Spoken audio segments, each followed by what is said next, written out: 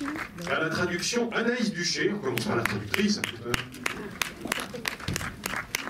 Le réalisateur Linur Pálmason et l'acteur principal du film, Ingvar Sigurðsson.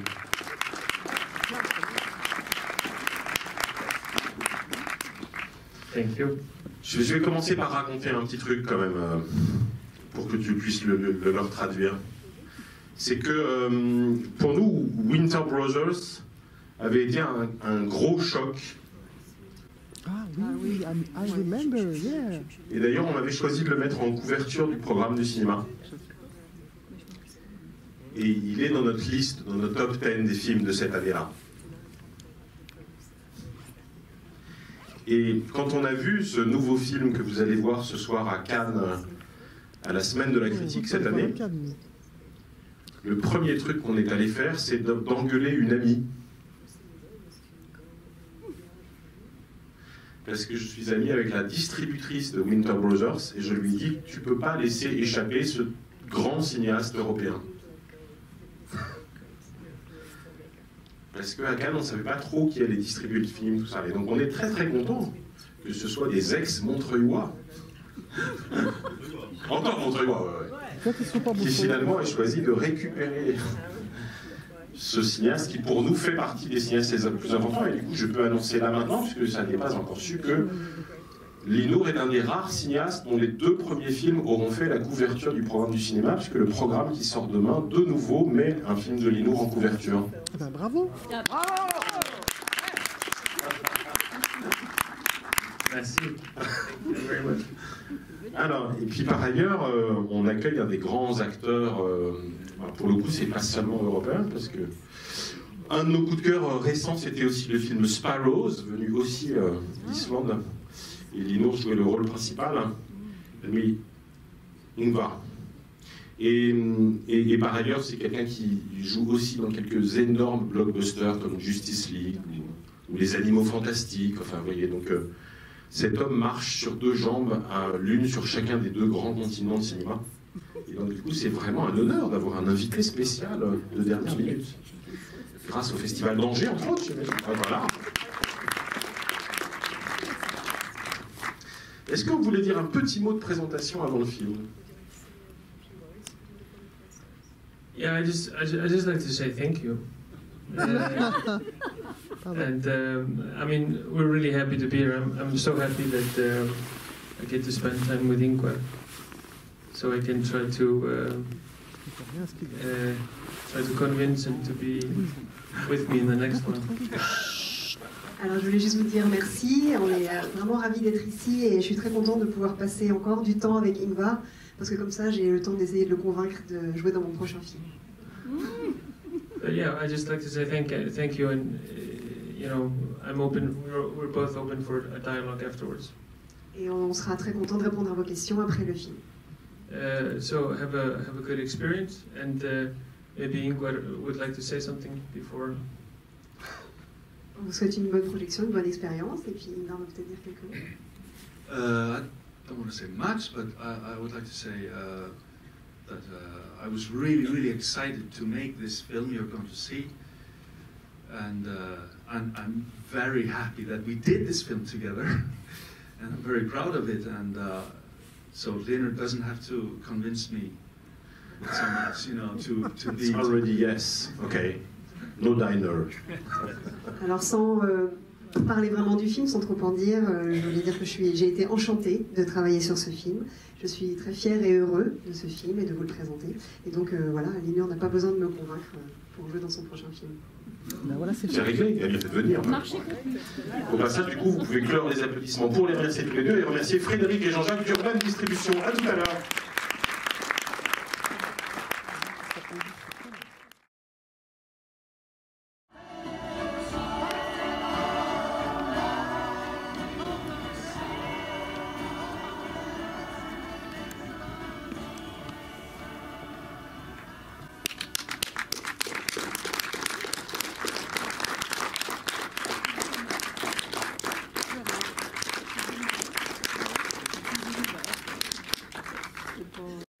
Linur Pálmason et Ingvar Sigurðsson.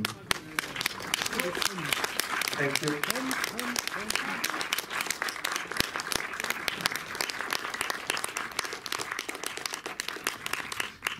Avant que vous ayez la parole, je vais commencer par faire une déclaration un peu officielle.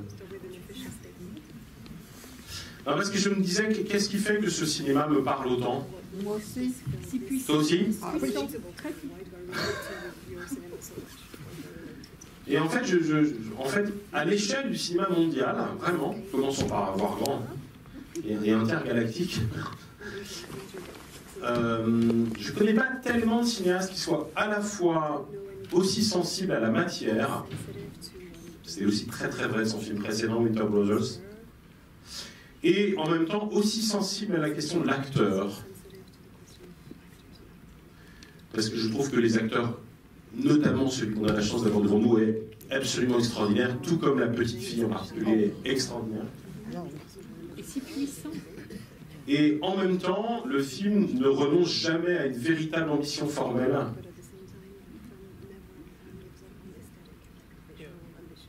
Au point que parfois, moi, son cinéma me fait penser au plaisir que je prends au cinéma d'Alain Resnais.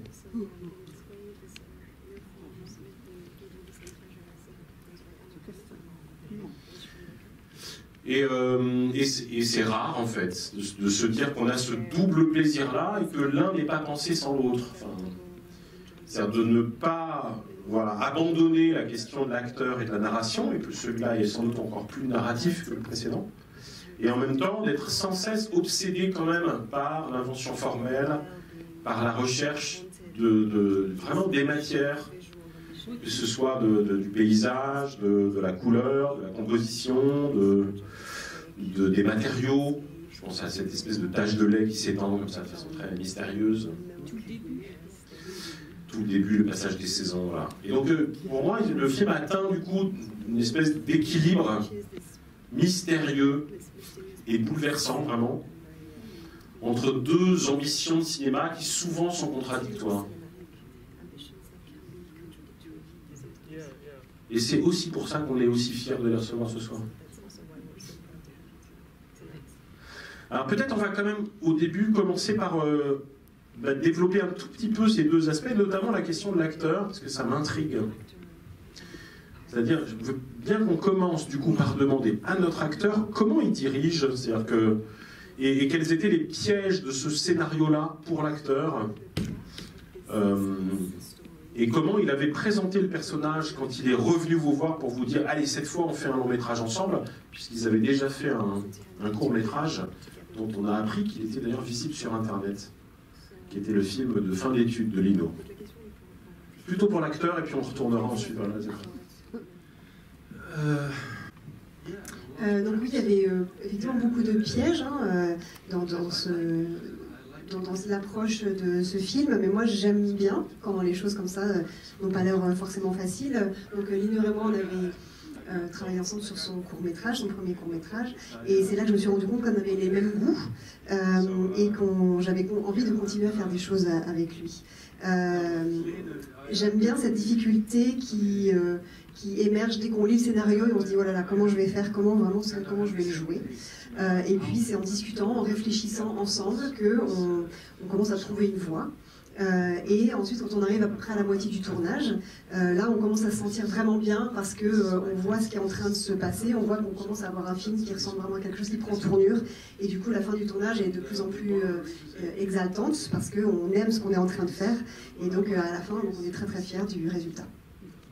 Et comment est-ce que Lino avait parlé de l'évolution du personnage, par exemple, même en termes de jeu d'acteur? Parce qu'en fait, pour dire en deux mots une intuition, on a quand même le sentiment que pendant une partie du film, le personnage est vraiment accablé, et que du coup, là, l'enjeu, c'est de tenir la note, d'une certaine façon.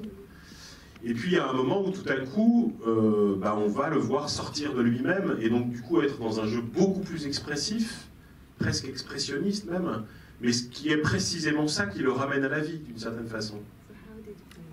Yeah, I mean, it's I can't remember. Je me souviens pas très très bien comment ça s'est fait. On n'avait pas forcément toujours besoin de beaucoup se parler.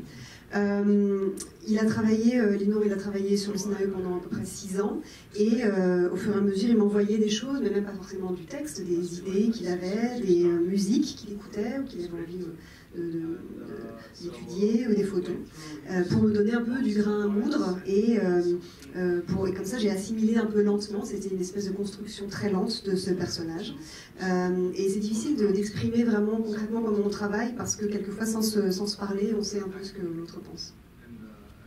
Alors Linour, 6 ans de travail, c'est quand même énorme sur un scénario comme ça. Du coup, c'est quoi l'idée de départ de ce film? Quels étaient vos premiers désirs? Et comment le scénario a évolué? Ça, c'est une question pour Linour. I feel very much when I begin working on something that.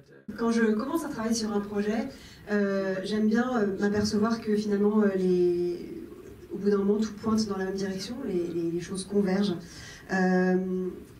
La relation entre le grand-père et la petite-fille, pour moi, était très importante, parce que c'est quelque chose qui a beaucoup compté dans ma vie personnelle. J'ai écrit ce scénario à une période où mes grands-parents à moi vieillissaient, et j'ai senti que j'étais en train de les perdre. Et donc j'aimais parler de cet amour qui est l'amour filial, ou l'amour entre grands-parents et petits-enfants. C'est un amour très pur, très simple et inconditionnel. Et en parallèle de ça, j'avais envie de parler d'un autre type d'amour. Plus complexe. Plus complexe. Yeah, and this complex one is towards, Donc cet autre type d'amour, un plus complexe, qui est un sentiment extrêmement différent, c'est l'amour qu'on a envers un époux, un conjoint, un amoureux, un amant, qui est mêlé de désir. Et puis ensuite, c'est quand j'ai commencé à faire des recherches et à sentir ce jour blanc, ce jour si blanc, et que j'ai fait une exploration sur les lieux, sur le récit. Il y a un moment, il y a un récit qui se dégage de tout ça au bout d'un moment, et c'est ça qui me stimule beaucoup. C'est de découvrir des recoins cachés et des surprises au détour de ces recherches-là, au cours de cette exploration. Alors, je pose juste 2 petites questions, puis après je vous donne la parole, sur 2 moments du film en fait. Au début du film, j'ai l'impression que le film est extrêmement ouvert. Il y a un point très jouissif pour moi, parce que je ne comprends rien. Et du coup, j'investis des tas de choses, je fais des tas d'hypothèses sur quoi va porter le film. Enfin. Et j'ai l'impression que là, il y a déjà un gros défi, c'est-à-dire de pouvoir tenir le spectateur, alors qu'on lui donne très peu d'informations, auxquelles il faut vraiment se raccrocher pour commencer à construire une petite figure qui va ressembler à un récit, quoi.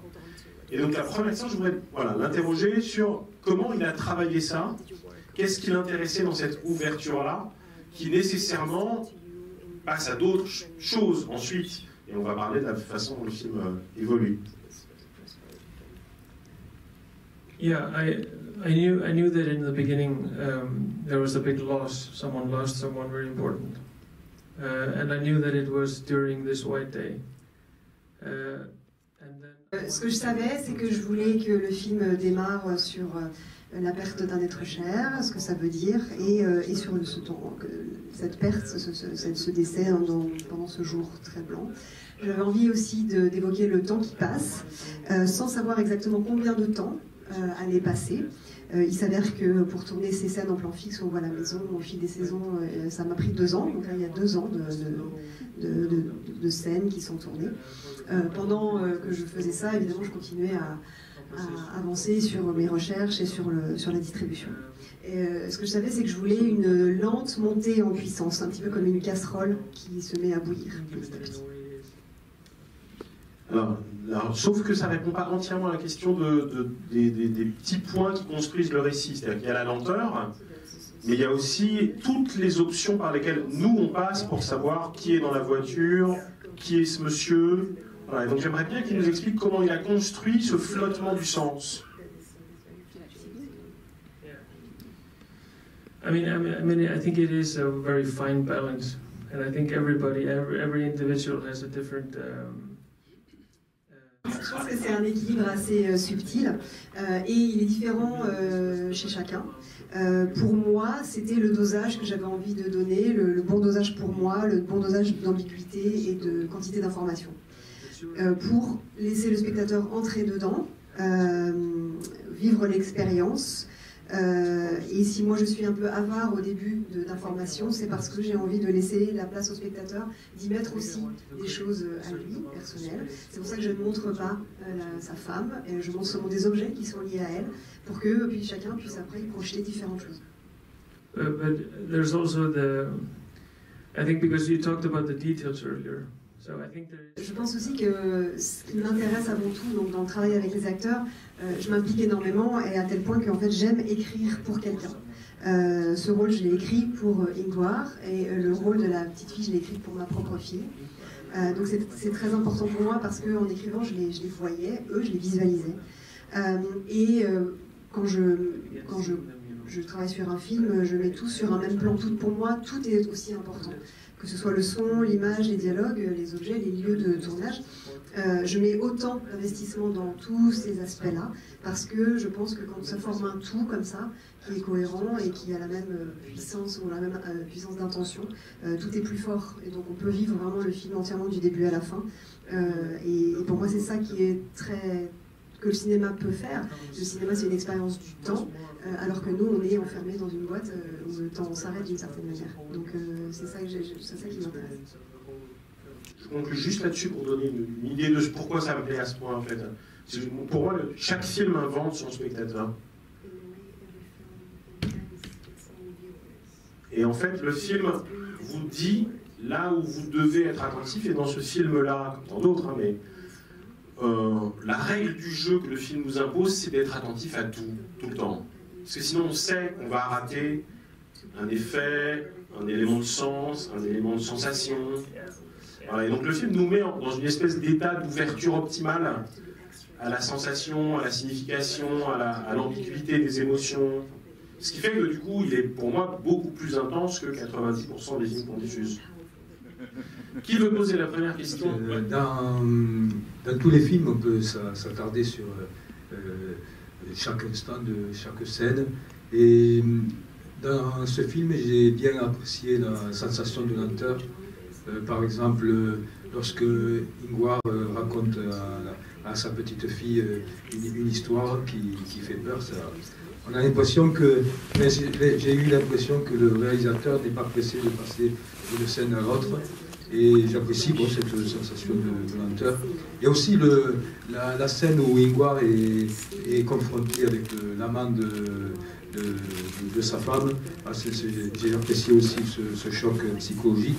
Et donc je vais poser une question. Bon, peut-être que ça va paraître surprenant parce que personnellement je suis fasciné par les mouvements de véhicules, parce que ça ne doit pas être évident dans certaines scènes de filmer ce genre de déplacement. Et c'est la première scène, c'est quand la voiture se déplace sur la route sinueuse. Je voudrais savoir si ça a été fait en continu. Et comme je ne connais rien en technique cinématographique, est-ce que c'est dangereux? Comment est-ce que vous étiez sur un camion pour filmer? Et voilà. It's shot on the highest gravel road. Is it gravel or gravel road in Iceland? And it's towards a tunnel that they closed down a year before. La route sur laquelle on a tourné la scène d'ouverture, c'est la route bitumée qui est la plus en altitude de toute l'Islande. Il se trouve que le tunnel, il avait été fermé juste un an avant. Et donc on avait cette route rien que pour nous. Et c'était très important parce que pour tourner justement ces scènes de voiture, on ne voulait pas trop couper, faire de trop grosses coupes parce que justement on voulait garder cet effet de temps réel pour l'attention, pour maintenir l'attention. Et ensuite, pour justement les scènes de voiture, alors, je ne connais pas beaucoup en technique, donc on a commencé à tourner les scènes de la voiture avec un objectif anamorphique. Et ensuite, et après, en fait, pour la façon dont les personnages entrent dans les pièces, les déplacements des personnages, on s'est rendu compte que ça n'était pas le meilleur objectif, donc on a changé et on a pris un autre objectif. Dans les petits espaces, en fait, l'anamorphique ne fonctionnait pas, donc on a pris un autre type d'objectif. Je veux bien qu'on revienne sur la première partie de ce que disait le monsieur, c'est le récit horrible, quand même, grand-père à sa petite-fille, l'histoire du foie, là. Oh, c'est bien. Qu'est-ce que ça venait faire là? Enfin, on sent bien quand même ça va changer un tout petit peu la relation au personnage. On se dit qu'il est un peu weird, un peu bizarre, quoi. Et en même temps, on sent bien, ça c'est plutôt pour Linour, que ça traite quand même de la question du rapport à la mort, de la possibilité de faire revenir quelque chose des morts, qui va être évoqué à plusieurs moments, notamment dans la fiction télé. Voilà, donc je voulais savoir, Linour, qu'est-ce qu'elle faisait là, cette scène, et comment elle a été jouée pour à la fois entretenir un rapport plus complexe au personnage, mais quand même pas le rendre abject, quoi. Du coup, c'est une question pour les deux. Okay. I mean, the story, it starts with her asking him. La demande, au départ, elle vient de la petite fille, hein, c'est elle qui lui demande une histoire. Donc c'est quelque chose, visiblement, qui lui fait souvent, lui raconte souvent des histoires. Et évidemment, à chaque fois, la demande est est-ce que tu veux une histoire gentille ou une histoire qui fait peur? Et pour un enfant, les enfants aiment s'en faire peur, et donc c'est toujours plus excitant d'avoir une histoire qui fait peur. Pour autant, ça ne fait pas de lui vraiment un méchant. Simplement, quand il raconte l'histoire, il veut sans doute qu'elle soit encore meilleure que l'histoire qu'il a racontée la veille, il veut sans doute pas se le répéter. Et c'est très important cette scène parce qu'elle montre vraiment leur relation, parce que même s'il lui raconte une histoire absolument atroce, elle est acceptée par la petite fille avec beaucoup d'amour et de respect malgré tout. Mais elle vient d'où cette histoire, Lino, en vrai? Une histoire que vous avez vraiment racontée à votre fille, ou c'est quoi la genèse? Well, I think it's sort of like a blend of a story I heard, and then it's actually also comes from a story Anthony Tapias. C'est un mélange entre une histoire que moi-même j'avais déjà entendue et puis l'histoire que le peintre espagnol Anthony Tapias aurait entendue quand il était malade. Et donc c'est une histoire que j'ai testée sur mes fils et sur ma fille, et elle n'était pas assez bonne, donc en fait du coup je suis retournée après pour la réécrire mieux. Oui, bonsoir. Il y a évidemment énormément de choses qui marquent dans ce film.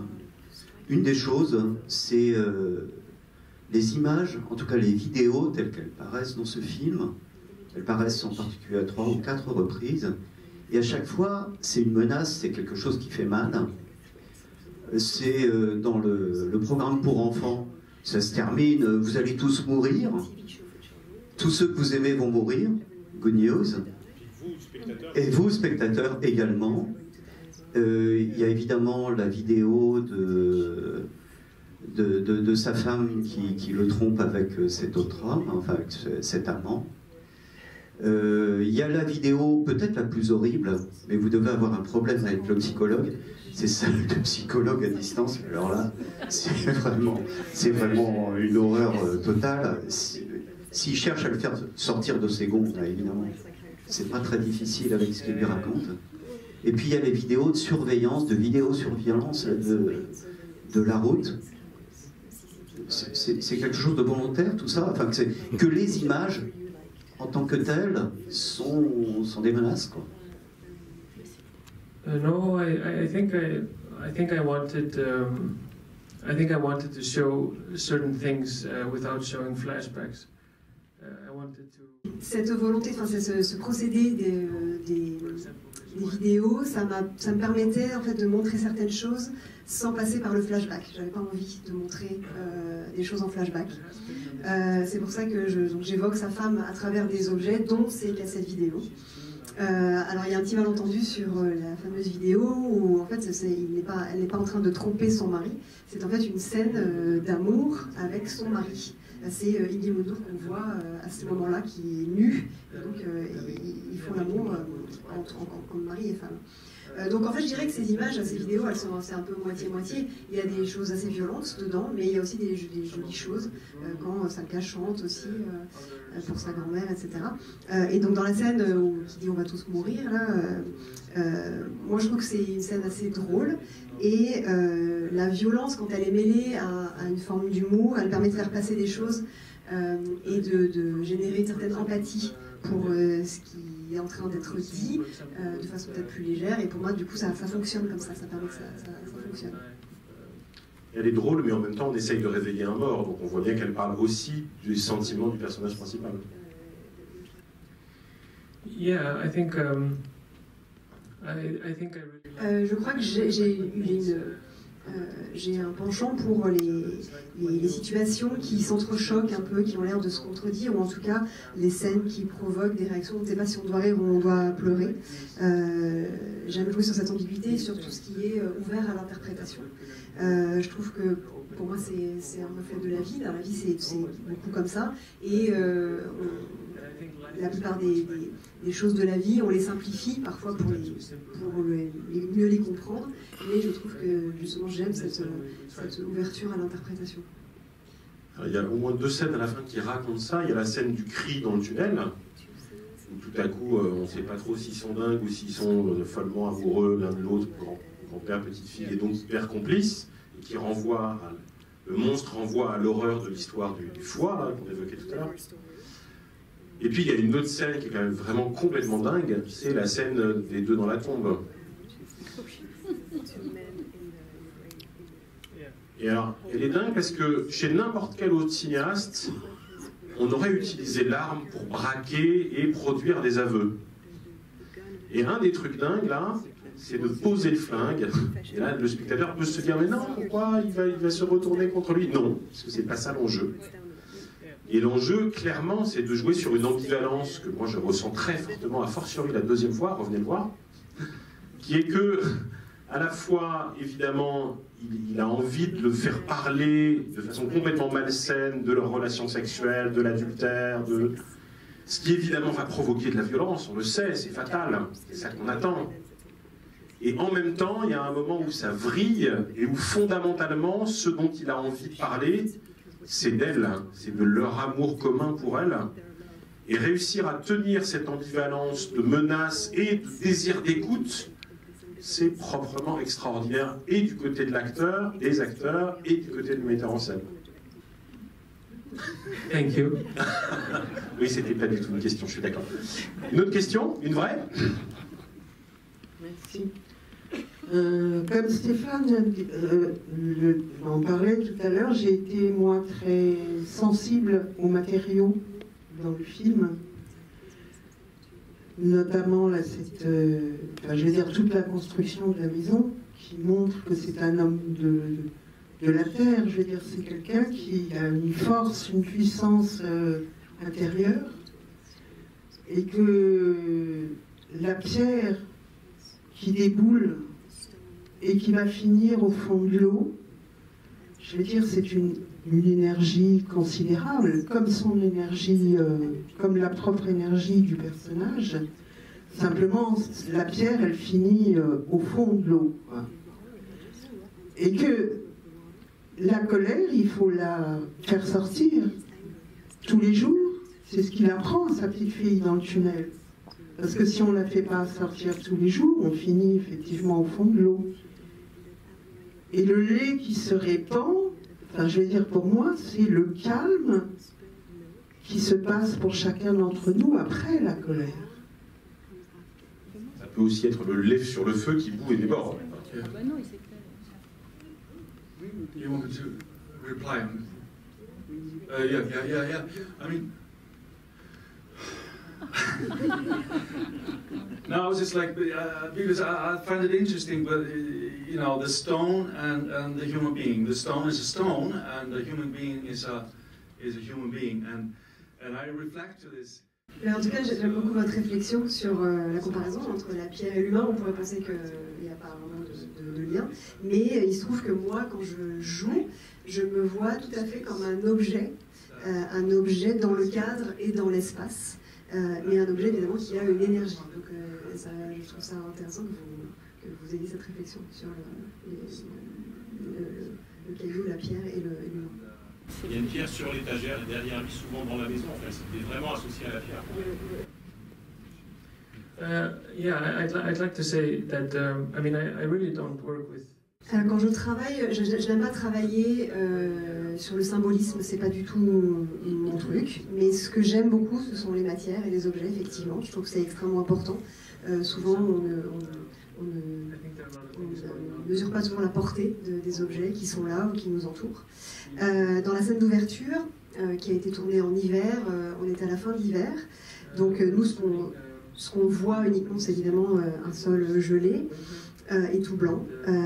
Mais à cette époque-là d'année, en fait, si on creusait juste en dessous la terre, on voyait que l'herbe était sur le point de sortir. Elle était juste cachée en dessous sous une fine pellicule. Parce que le printemps, d'une certaine manière, était déjà là, était en train d'émerger. Donc c'est ça que j'aime bien, j'aime un petit peu aller chercher ces choses qui sont un peu cachées. Et globalement, quand je travaille, je vais vers les choses qui me semblent justes, qui me stimulent. Et je trouve que je suis meilleure si j'ai cette démarche sincère.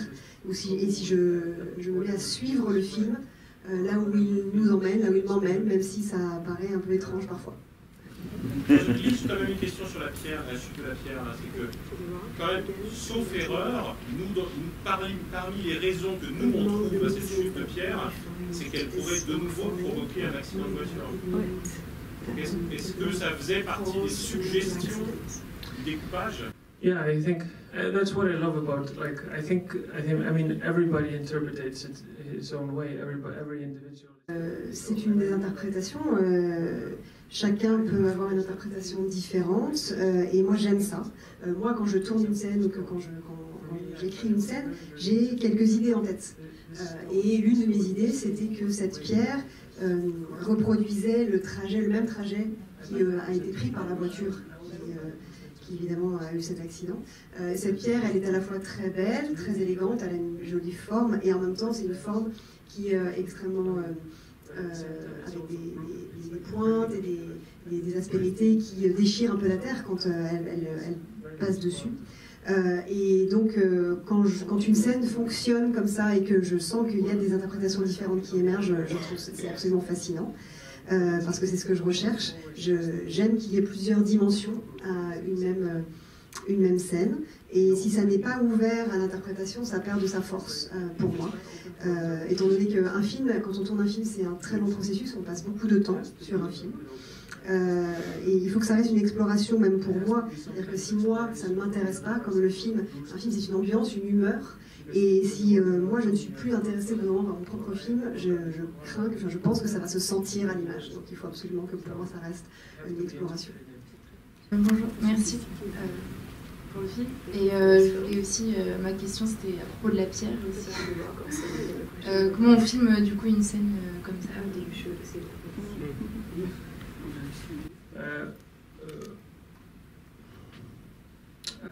Alors c'est extrêmement artisanal comme façon de faire.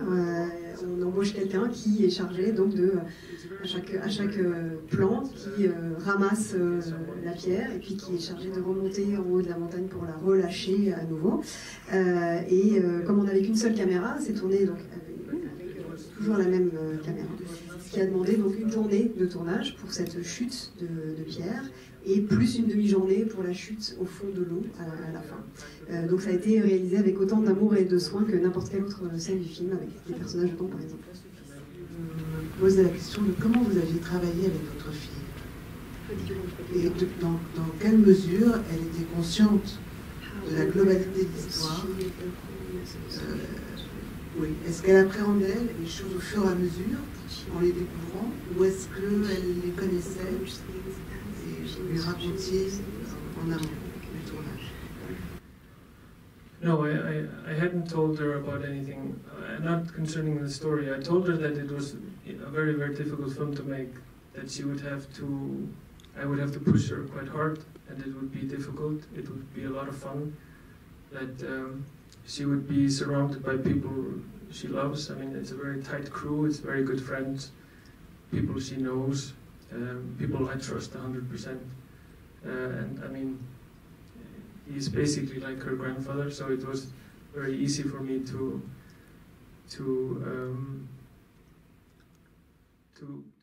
Alors moi, je ne lui avais pas raconté la totalité de l'histoire. Je lui ai simplement dit que c'était un film qui allait être difficile à faire et que j'allais la pousser assez loin dans ses retranchements.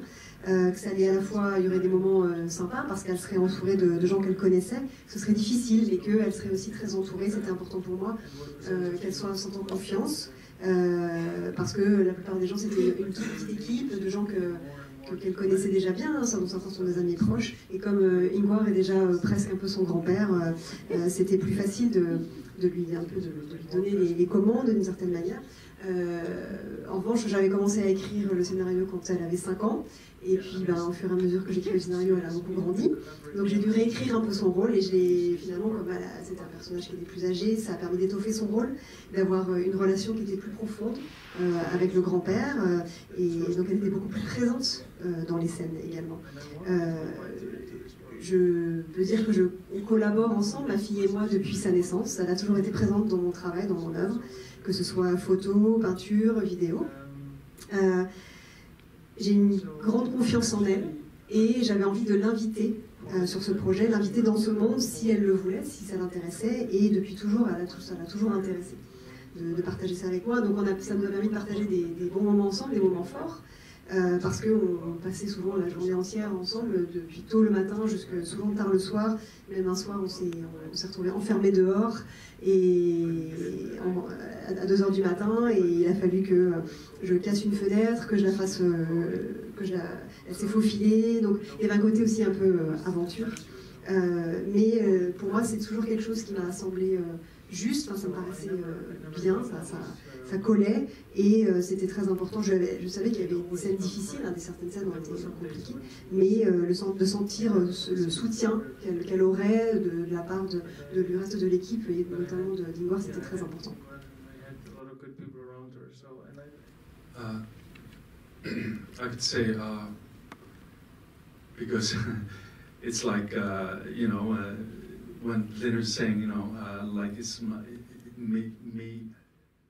Donc ça me touche que Leonard dise que dans la vraie vie, je sois presque un peu son vrai grand-père, même si elle a 2 autres grands-pères qui sont super, c'est pas ce problème. Mais dans le film, c'est vraiment ça. Dans le film, j'ai vraiment été son grand-père, et ça s'est joué très très tôt, parce que même si on ne s'est rencontrés que 3 semaines avant le début du tournage, on ne s'était jamais rencontrés. J'avais vu des photos d'elle, elle avait vu des photos de moi. Et puis le jour où on s'est rencontrés, moi j'étais dans un jacuzzi en train de me détendre. Et elle est arrivée vers moi, elle est venue me voir. Et elle m'a dit, ah, c'est toi qui vas jouer mon grand-père? Et j'ai dit oui, et on s'est pris dans les bras, et à ce moment-là, on a vraiment décidé ensemble qu'on allait le faire, et qu'on allait le faire de la manière la plus parfaite qui soit. Et elle a toujours été très ouverte et pleine d'amour, et je me souviens toujours de ce moment décisif où vraiment on a décidé d'être là l'un pour l'autre, et ça on l'a gardé pendant tout le tournage. Évidemment, par moments, elle était fatiguée, régulièrement elle disait « je déteste mon papa » et je ne serai jamais actrice. Mais une fois que ça tournait, en fait, elle était extrêmement professionnelle. C'est une petite fille qui a grandi avec tout ça, qui a grandi avec l'importance du cinéma et de l'art de faire du cinéma. J'ai une question cruelle. Parce qu'on sait que dans l'histoire du cinéma, Vittorio De Sica a utilisé des moyens pas très clean pour faire pleurer l'enfant qui joue dans Le voleur de bicyclette, que Kiarostami a déchiré la photo préférée de son acteur dans Où est la maison de mon ami. Enfin, comment on fait pleurer sa fille au cinéma? Je passe le micro.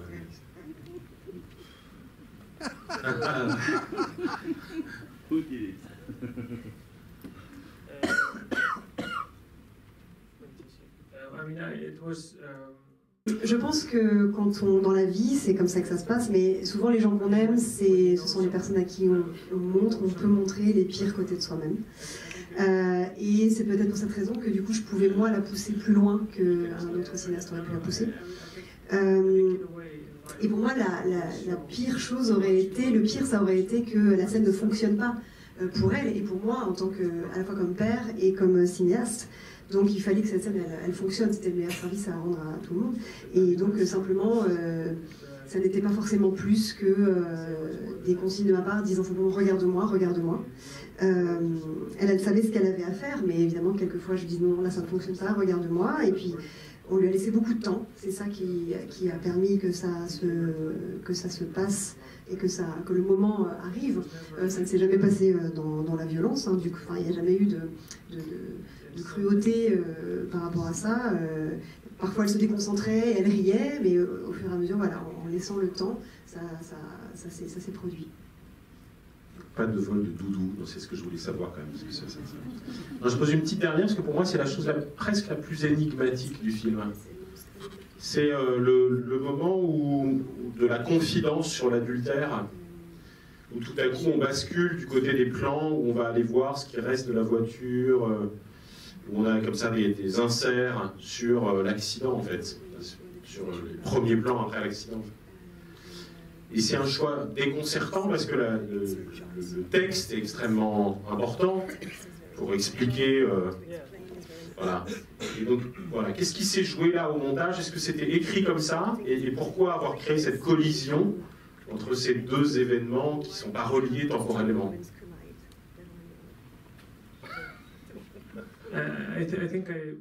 Oui, en fait, ça se passait. Quand je l'ai écrit, la scène des aveux, j'avais en tête 3 endroits où cette scène pouvait avoir lieu. Et finalement, ça s'est pas. Donc, je pensais pas que ça serait à cet endroit-là que ça se passerait, cette scène-là. Et puis, au départ, mon idée, c'était qu'on les laisserait parler. Ce serait une scène, mettons, de champ contre champ ou de plan fixe où on les verrait seulement discuter. Mais au bout d'un moment, le fait de voir ces objets posés là, comme s'ils avaient envie d'être là, ces objets, avec comme une sorte d'intention, ça leur donnait une énergie et une justesse, même dans la temporalité, qui m'a donné envie de monter ça comme ça. Pour moi, c'était le bon moment pour montrer ça, et finalement, c'est quelque chose qui m'a surpris. Je me suis laissée surprendre par l'irruption de ce procédé. Peut-être la toute dernière pour Ingvar. J'aimerais juste savoir ce que ça lui apporte à lui d'être à la fois dans des films d'auteurs dont il est très proche, comme ça, et dans une confection que Lino disait artisanale, et en même temps d'accepter des blockbusters.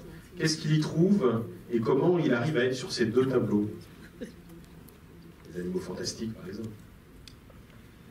I mean, playing in these Hollywood films is I'm usually playing just smaller parts. So, quand je joue dans des grosses productions hollywoodiennes, en général je joue des petits rôles, souvent le rôle du méchant. Mais du coup, c'est des rôles qui me donnent un peu moins de responsabilité. Je porte moins le film sur mes épaules, ce qui n'empêche pas d'ailleurs d'avoir une bonne relation avec le réalisateur. Et là, évidemment, ça se passe à une échelle beaucoup plus personnelle, beaucoup plus proche. Et puis, c'est le fait que ce soit des films islandais. Ça devient de plus important pour moi.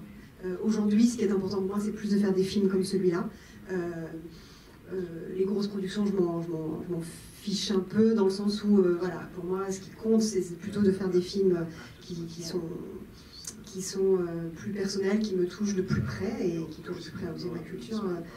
Même si, dans le procédé de fabrication, finalement, ce n'est pas si différent que ça, que l'on le fasse dans une grosse usine comme celle d'Hollywood ou des films à petit budget comme celui-là, on parle la même langue, la langue du cinéma. Et ce qui est important, qu'on ait des grands ou des petits rôles, c'est d'essayer de les faire bien, de façon la plus sincère et authentique possible.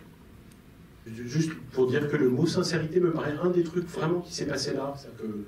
On a plein de cinéastes qui sont un peu dans l'artifice et moi j'aime beaucoup ce moment qu'on a passé ensemble, je tenais à le dire. Il y a un truc de simplicité et de sincérité qu'on ne trouve pas chez tous les acteurs et réalisateurs. Et pour cela aussi, je pense que vous allez être applaudis maintenant. Merci beaucoup à tous les trois.